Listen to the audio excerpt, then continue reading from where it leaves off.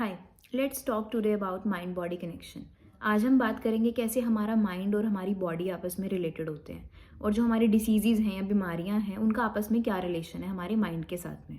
Okay, सो सबसे पहली चीज़ ये है कि अगर बीमारी से लोग मर रहे होते, ठीक है, तो कितने सारे लोग ऐसे ही मर जाते और बचते भी ना, राइट। और अगर दवाइयों से सारी दुनिया ठीक होती तो सभी ठीक हो जाते, पर ऐसा इवेंचुअली नहीं होता है, ठीक है। बिकॉज हम सबकी बॉडी में क्या सिस्टम है ना कि हमारी बॉडी हमें प्रोटेक्ट करना चाहती है हर हालत में।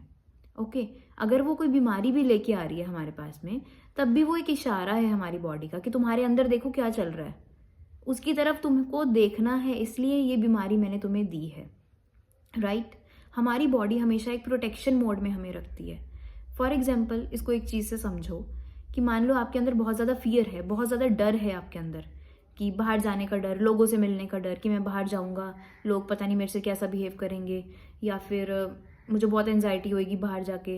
इस टाइप की बहुत सारी चीज़ें अगर आपके दिमाग में चलती रहती हैं तो आपकी बॉडी क्या करेगी कि इवेंचुअली ना आपको हेल्थ इशू क्रिएट कर देगी। मान लो आपकी स्किन पे कुछ ना कुछ प्रॉब्लम आनी चालू हो जाएगी, क्योंकि आप अंदर से आउटकास्टेड फील कर रहे हो। आउटकास्टेड फील करना मतलब कि मेरे को सबसे अलग रखा जाएगा, मैं किसी पार्टी इवेंट में जाऊंगा तो वहाँ मैं सबसे कम हूँ, या मेरे को कोई इंसल्ट भी कर सकता है, इस टाइप की चीज़ें। तो बॉडी क्या देगी, फेस पे कोई इशू दे देगी आपको, ठीक है, या स्किन का कोई इशू हो जाएगा। उससे क्या होगा कि आप पहले ही घर पे रहो, मतलब शरीर तो आपको प्रोटेक्ट कर रहा है कि मान लो आप सही सलामत हो, फिर तो आप बाहर जाओगे, फिर आपको कोई ना कोई हर्ट कर देगा और ह्यूमिलिएट भी कर सकता है, आपको इंसल्ट भी कर सकता है। तो बॉडी बोलती है कि तुम ऐसा करो, तुमको मैं कोई इशू दे देता हूँ कि जिससे तुम घर ही रहोगे, फिर तुम्हें कोई इंसल्ट भी नहीं कर पाएगा। और उससे होगा क्या कि लोग आप पे और एक्सेस अटेंशन जाएगी लोगों की, ठीक है। तो ये सबकॉन्शियस लेवल की चीज़ें हैं। हमें एक बार को सुनने में लग सकता है कि यार ये क्या है, मतलब ये तो बड़ी अजीब सी बात सुनी है, पर ये बहुत डीप लेवल की चीज़ें होती हैं। एंड ये बहुत सारे सेशंस में हमें पता लगती हैं कि हमारी बॉडी का ही एक मैकेनिज्म है ये, जो खुद को प्रोटेक्ट करना चाहता है। ओके, ऐसा ही एक एग्जाम्पल मैं आपको बताती हूँ। एक लेडी थी, उनको ना एक हेल्थ इशू हुआ पहले, पर उनको कभी अटेंशन नहीं मिली थी। उनका अटेंशन सीकिंग बिहेवियर था कि सब मेरी तरफ देखो, मेरी प्रॉब्लम को सुनो, मेरे को समझो, पर उनको वो अटेंशन मिलती नहीं थी। तो उनकी बॉडी ने क्या किया, अलग अलग हेल्थ इश्यूज क्रिएट करने शुरू कर दिए और ऐसी ऐसी प्रॉब्लम्स क्रिएट करनी शुरू कर दी। लाइक स्किन की इतनी बुरी कंडीशन हो गई उनकी, वो सिर्फ इसलिए बॉडी ने क्रिएट किया कि तुम्हें अटेंशन मिलेगी। एक अटेंशन होता है ना कि सब मेरी बात सुने, सब मेरे को देखें, है ना, सब मेरे से रिलेटेड बातें करें। जब उसको वो नहीं मिल रहा था तो बॉडी ने क्या किया, बॉडी हमारा अच्छा ही चाहती है हर हालत में, ठीक है, चाहे वो इवेंचुअली अच्छा हो ना हो हमारे लिए। तो बॉडी ने उसको हेल्थ इशू दे दिया कि तुम जितने भी बाहर रहोगी लोग तुम्हें देखते रहेंगे, तुम्हें अटेंशन मिलेगी कि तुम कैसे हो, तुम्हारे साथ तो बहुत बुरा हो गया। तो बॉडी का ये मैकेनिज्म था। तो मान लीजिए अगर आपके साथ भी ऐसा है, अगर आपको भी अटेंशन लेने की आदत है कि लोग मेरी बातें सुने, मेरे को ऐसे करें वैसे करें, उससे अगर आपको हेल्थ इश्यूज आ रहे हैं, तो सबसे पहले अपनी वो अटेंशन सीकिंग हैबिट को कम कीजिए। ओके, एंड खुद को अटेंशन दीजिए अपनी, आपको जो चाहिए खुद से वो अपनी नीड्स को फुलफिल कीजिए, अदरवाइज बॉडी उसको फिर डिसीजेज बना देती है। ओके जी। सेकेंड चीज़ होती है हमारी बॉडी की मेमोरी होती है, ठीक है। Body has memory. हम चाहे चीज़ों को भूल जाए, हमारा शरीर उन चीज़ों को नहीं भूलता। इसका एक एग्जाम्पल कैसे था, एक लेडी थी, उनके साथ क्या होता था, जब भी गेस्ट आ रहे हैं घर में तो उनको कोई बर्न हो गया, उसी दिन में उनके साथ कुछ ना कुछ होता रहता था, और ये बहुत बार हो चुका था, मतलब 7-8 बार उन्होंने नोटिस किया ये चीज़।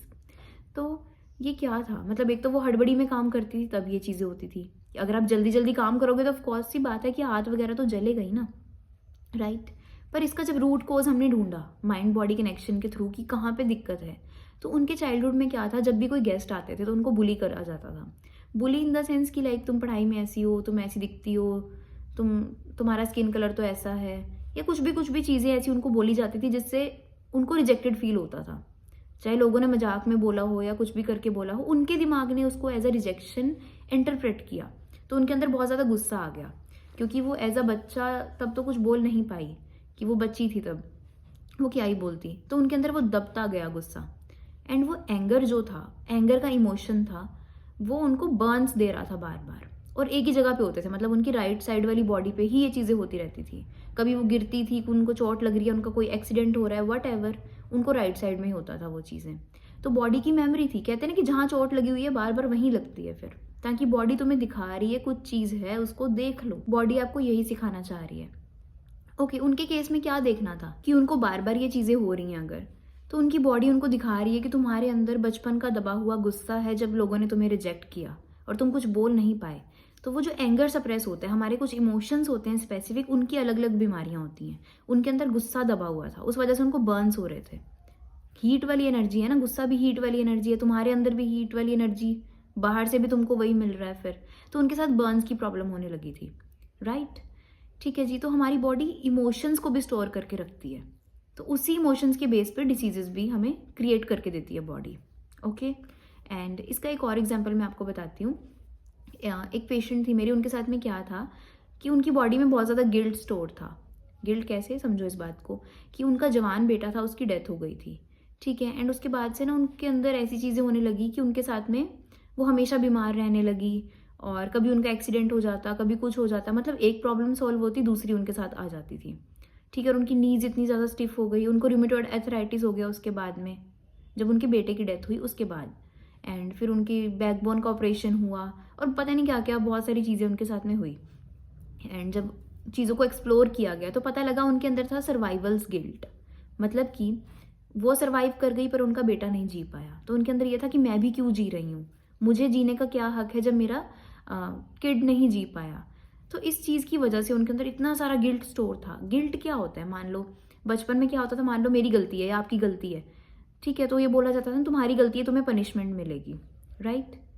तो माइंड ऐसे ही खेलता है कि अब उस लेडी को ये लग रहा था कि उनकी गलती है कि वो क्यों जी रही हैं, उनका बेटा तो नहीं जी पाया, तो इसलिए उनको क्या मिलना चाहिए, पनिशमेंट।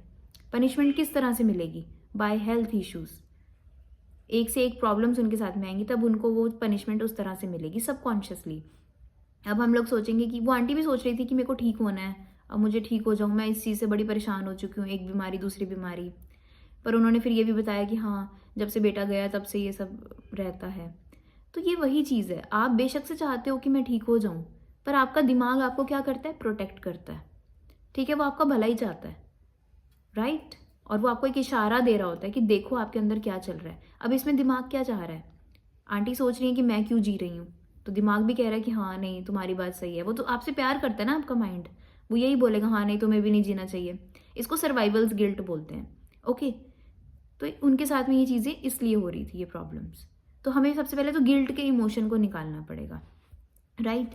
कि उस पर्सन की उम्र उतनी ही लिखी थी, तो हम उसमें कुछ भी नहीं कर सकते हैं, पर हम तो जी रहे हैं, हमें भी जीना है ताकि उनकी सोल को भी शांति मिले। ठीक है। एंड ऐसा नहीं है कि सबकॉन्शियसली उनके साथ ये था कि she want to go to her child. ठीक है, इस वजह से उनके साथ में वो प्रॉब्लम्स आ रही थी। एंड ये सुसाइडल टेंडेंसीज भी दे सकता है इस टाइप की सिचुएशंस जब होती हैं। ठीक है। तो इसमें सबसे पहले वही चीज़ है कि उस गिल्ट को बॉडी से निकाला जाए, आपके दिमाग से निकाला जाए उन चीज़ों को। ओके। एंड इस तरह से इमोशंस का प्ले आउट होता है, मतलब हमारी बॉडी में बहुत सारे इमोशंस स्टोर होते हैं। हमें लगता है कि हम तो अच्छा ट्रीटमेंट करा रहे हैं, पर हम फिर भी ठीक क्यों नहीं हो रहे हैं, क्योंकि बहुत सारा जो इसमें हाथ होता है वो हमारे माइंड का भी खेल है, राइट। हमारे सिर्फ एक बॉडी नहीं है कि सिर्फ ये बॉडी जो दिख रही है, नहीं, हमारी इमोशनल बॉडी, हमारी ओरा बॉडी भी होती है। कहते हैं ना कि अगर आप इमोशनली अच्छा फील नहीं कर रहे हो तो 6-7 महीने बाद देखना कोई ना कोई हेल्थ इश्यूज भी आने वाले हैं, समझ लो। वो इसीलिए कि बॉडी क्रिएट करती है उन चीज़ों को, एकदम से शरीर पे बात नहीं आती। आप कभी भी देखना कोई हेल्थ इशू है, उसके 5-6 महीने पहले तक की पूरी हिस्ट्री उठाओ, वो पर्सन चल रहा होगा स्ट्रेस में, डिप्रेशन में, या कुछ ना कुछ उसके दिमाग में वो वाले थॉट्स चल रहे होंगे, तब जाके वो हेल्थ इशू बना है, राइट। तो बॉडी आपको सिंबल्स देती रहती है, वो आपको साइंस देती है कि भैया देखो तुम्हारे साथ कुछ प्रॉब्लम चल रही है, उसको सॉल्व कर लो, राइट। तो ये माइंड बॉडी कनेक्शन से भी हम यही समझने की कोशिश कर रहे हैं कि अगर आपको भी कोई हेल्थ इशू आ रहा है तो उसके माइंड वाले कनेक्शन को भी समझने की कोशिश कीजिए कि what your body is trying to communicate to you, आपका शरीर आपको क्या कहना चाह रहा है, राइट। इसमें थोड़ा सा जर्नल करो, जो चीज़ें मैंने आपको एग्जाम्पल बताए, मैंने आपको एंगर का एग्जाम्पल बताया, दबा हुआ गुस्सा था, वो कैसे एज अ बर्न शो हो रहा था उस पेशेंट में, उसका हाथ कहीं ना कहीं लगी जा रहा है, जली जा रहा है। एंड अगर फियर है कि लोग बाहर जाऊंगा तो लोग मेरे साथ ऐसा बिहेव करेंगे, तो स्किन इश्यूज आने लग गए उसको। इस तरह से आप भी ढूंढिए आपके अंदर कौन कौन सी चीज़ें हैं, कैसे क्या चीज़ प्ले आउट हो रही है, राइट। एंड अगर आपको इसमें मेरी हेल्प चाहिए, you can definitely contact me, आपकी हेल्प करने की पूरी कोशिश करूँगी। एंड या, टेक केयर।